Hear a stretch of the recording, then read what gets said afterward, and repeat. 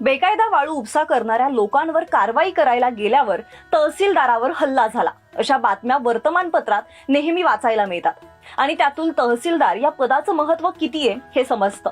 मात्र तहसीलदार कोणाला म्हटलं जातं, तहसीलदाराची कामं नेमकी कोणती, त्याचे अधिकार कोणते, याच विषयी आज आपण थोडक्यात जाणून घेणार आहोत. नमस्कार, मी मयुरी आणि तुम्ही पाहताय आमचा विशेष कार्यक्रम पंचायत राज. महाराष्ट्र जमीन महसूल कायदा 1966 अन्वये राज्य शासन प्रत्येक तालुक्यासाठी एक तहसीलदार नेमतं. तहसीलदारालाच मामलतेदार असंही म्हटलं जातं. तहसीलदार हे राज्य शासनाचे गट ए प्रकारचे पद आहे.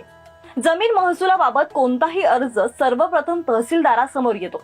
त्यावर त्याने योग्य निर्णय घेतल्यावरच तो वरिष्ठ अधिकाऱ्यांकडे जातो. जमीन महसुलाशिवाय पिकाची आणेवारी काढणे ही महत्वाची जबाबदारी तहसीलदारावर असते. या आणेवारीच्या आधारेच दुष्काळाची स्थिती जाणून घेऊन त्याची घोषणा केली जाते. यानंतर सरकारने नियमांनुसार निश्चित केलेली नुकसान भरपाई तहसीलदार शेतकऱ्यांपर्यंत पोहोचवतो.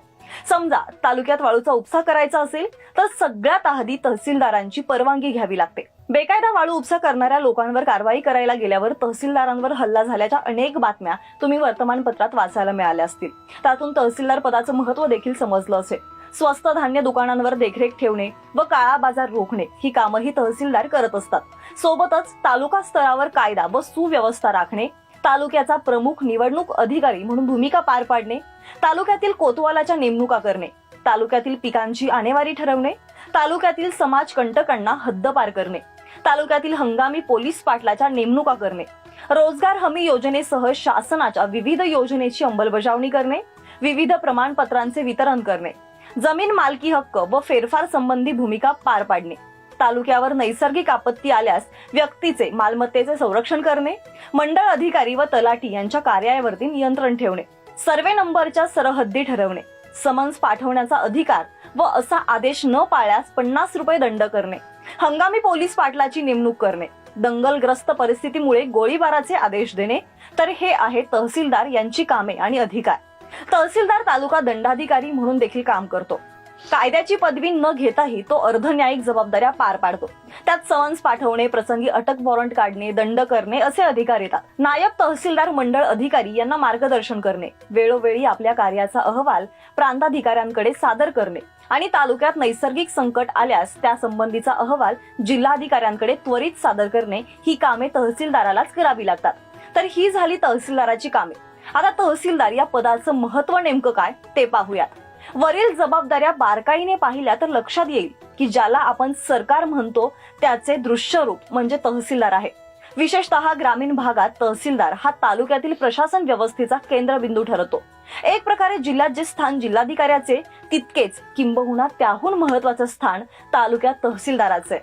हे पद जितकं जबाबदारीचं तितकंच अधिकार देणार आहे. म्हणून कधी कधी या पदावरून बढती द्यायला देखील अधिकारी नाखुश असतात. अशा प्रकारे तहसीलदार या पदाचे महत्व आहे.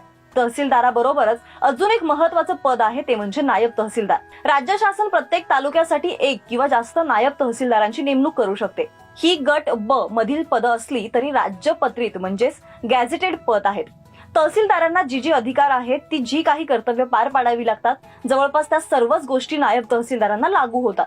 महसुली कामकाजाबाबत अर्धन्यायिक अधिकारी म्हणूनही नायब तहसीलदार काम करतो. जात व उत्पन्न प्रमाणपत्र देण्याचे कामही तो करतो. कमी तिथे आम्ही या पद्धतीने नायब तहसीलदार विविध विभागांच्या गरजा पूर्ण करतो.